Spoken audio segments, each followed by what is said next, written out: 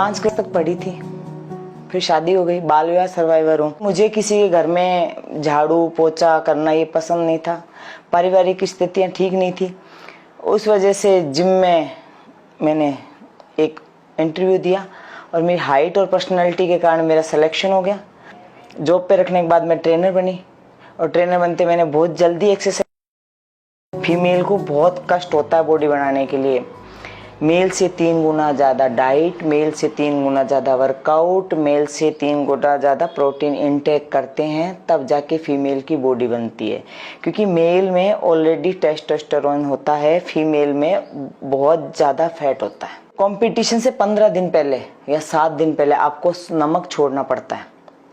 और कंपटीशन पे जा रहे हो आप, अगर आपका प्री है तो 1 दिन पहले पानी छोड़ना पड़ता है। कुछ लोग तो ऐसे बोलते हैं तो शर्म नहीं आती बिकनी में ऐसे खड़े हो जाते हो।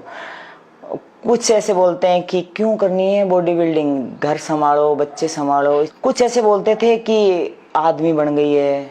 अब 1000 तरह के कमेंट थे। भाई को पता चला, भाई ने ऐसे बोला कि सोती को मार जाऊंगा मैं। जब से मैं बॉडी बिल्डिंग में आई हूँ ना, तब से मुझे आटे दाल चावल का भाव नहीं पता। मुझे मेरी बेटी हाथ में ब्रेकफास्ट देती है, हाथ में अंडे देती है, चिकन देती है, कपड़े मेरे को धुले हुए देती है, सब कुछ हाथ में देती है। आज मैं हूँ बॉडी बिल्डर मेरी बेटी की वजह से। कंपटीशन में आई थी तो मैंने घर पे मतलब 2 कॉस्ट्यूम दिखाए थे, स्पोर्ट्स ब्रा शॉर्ट्स और बिकनी दोनों दिखाए थे। बाकायदा मैंने घर वालों से परमिशन ली कि देखो ये है ना, ये स्टेट तक पहन सकते हैं स्पोर्ट्स ब्रा और शॉर्ट्स, और अगर आपको नेशनल और इंटरनेशनल जाना है तो आपको ये बिकनी पहननी पड़ेगी। तो आप तो ये बता दो मैं कौन सा पहनूं और करूं कि नहीं करूं। घर वालों उनका दोनों कर। आप अच्छा कर लो, कितना भी अच्छा कर लो, आपके बीच में जातिवाद आ ही जाता है। मैं ऐसी समाज से हूँ। एक वो रिस्पेक्ट मिलनी चाहिए ना, वो नहीं मिली। लोगों ने बोला था कि तुम्हें राजस्थान सरकार ने सम्मानित किया होगा, बहुत गर्व की बात होगी।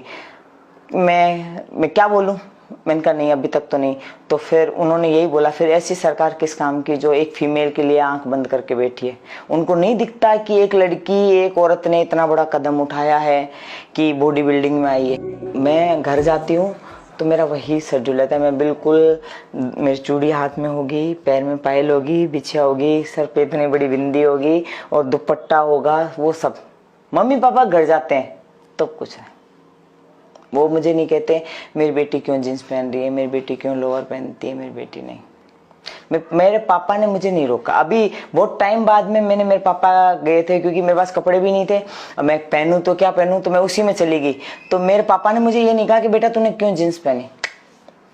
मैं कह रही पापा मैं बाजार जाऊं को नहीं, क्यों। मैं कहा पापा मैं तो कपड़ा ही को नहीं आई आवे, सब है आजा चोखा लग गया।